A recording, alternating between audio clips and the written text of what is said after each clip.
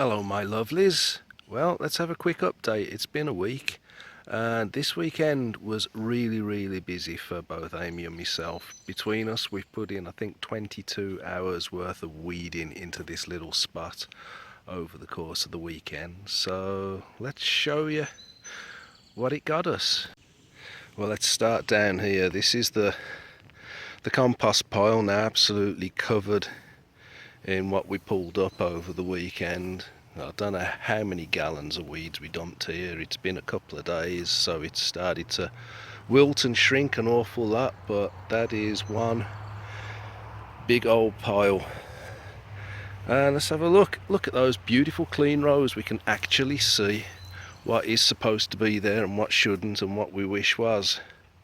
So right here we've got edamame, and at the far end of it we've got the purple beans. Over here we got tons of potatoes growing like crazy.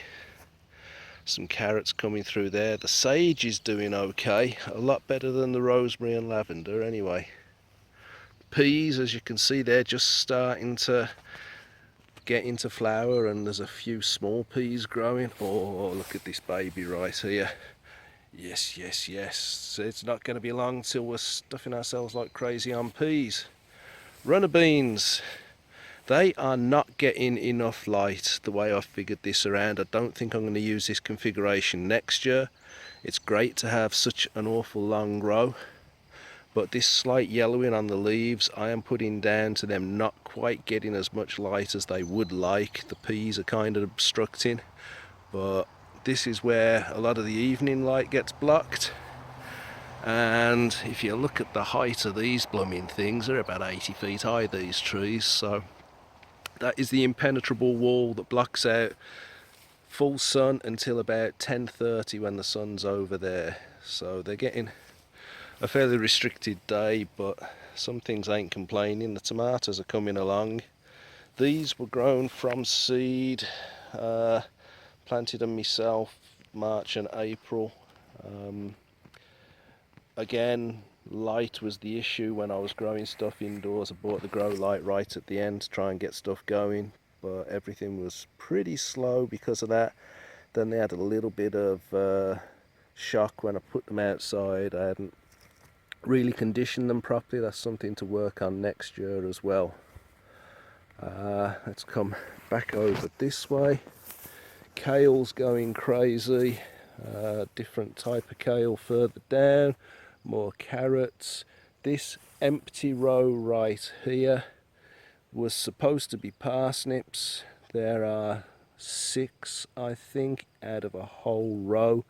That seed was just an absolute disaster this year. I'm not sure what went wrong. Red cabbage from seed. We've got some elsewhere, but this particular line again did nothing. Broad beans are loving life though, they're all in flower. Got a nice row of sunflower. I planted them here last year, they did well, the birds liked it, so we got those going again. Here are my wildlife scarers. They seem to be doing an okay job of keeping the deer out of things. Rabbit doesn't seem to care too much, but at least it's keeping the deer off, and they can do an awful lot more damage than one small rabbit. Here are the oats grown from Katrina's straw bales last year. Oh, excuse my thumb over the camera there. They are going to give me a nice crop to plant for next year. By the look of it, I should be able to get a full row worth of seed for next year. I won't be getting porridge out of this lot, but it looks like I should have enough to plant a proper crop next year, which hopefully will give me the return I want. I had, I think, there were 3 oat plants last year, and that's what this crop has come from. So it hopefully it's going to work well for next year. Okay, we've got more carrots down here. We've got some cauliflowers growing. I've put a little bit of soil conditioner and compost to try and get them to fatten up a little bit. Oh, look at this, we've got broad beans growing already. Look at these babies, that's awesome. Alrighty, Arugula, gone way past where we should have been harvesting it, but never mind, it still tastes good. Salad lettuce mix, again, that's getting a bit on the long side, but no worries, that's in my sandwiches this week and it's good. What else have we got? Okra, real slow to grow, and something is already chomping on those leaves. I've been looking for the refills from a Japanese beetle traps. I saw my first Japanese beetles last night actually. Let's come over here, look at that, the black raspberries are ready for harvest. Oh Amy, when you see this you're going to be so excited we can get a bunch of black raspberries off of here. I trimmed these up a little bit just so we could actually get to this line of potatoes. Let's come down over here, we got more kale, another line of potatoes here, more edamame over here, salad mix. I got some very small jalapenos that don't seem to care too much for where they're planted. I've given them a whole bunch of goodies, so hopefully they're going to start to take off. These things, this was supposed to be a row of sugar beet. Now, I'm not sure whether these are definitely sugar beet. They're growing where the sugar beet were planted, but they could equally just as well be rogue winter radish from last year, so time will tell there. Here's some winter cabbage.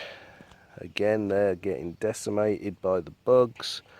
I gotta figure out what the heck to do about that before I lose the whole crop.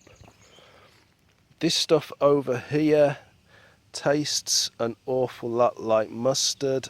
I don't think it is mustard, it looks wrong. It, I think, is supposed to be frisee, but it's got a really strong peppery flavour to it. I love it. And that's going to be going in some of my sandwiches and salads over the next few days as well. Again, what a year for potatoes, they're going nuts.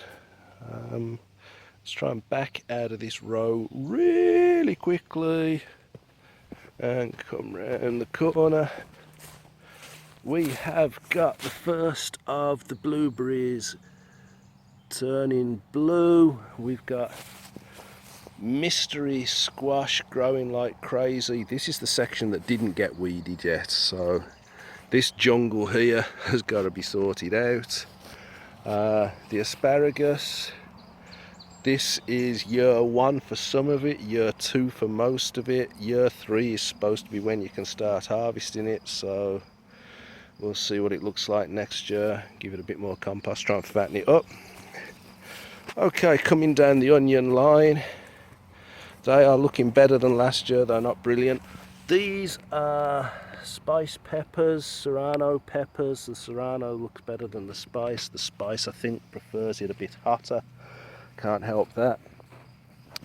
My peppers, these are the ones that are the size of the thumbnail and will blow your blooming socks right off. They are starting to get flower buds on them. Here are the rest of my blueberries. Look at this, it's bowed it right over. I'm going to have to put this one in a cage next year. This is crazy, just the way the fruit, bending it all the way to the ground.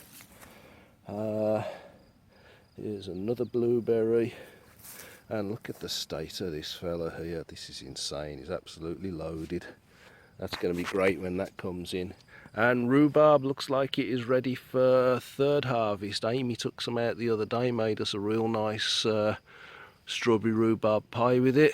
So if you've sat through that 10-minute update, sorry, there's not a lot to tell you about the hops. They've not done a whole fat lot. They're still not as big as I'd like them, but they do look pretty healthy. Keep gardening, have fun, catch you soon.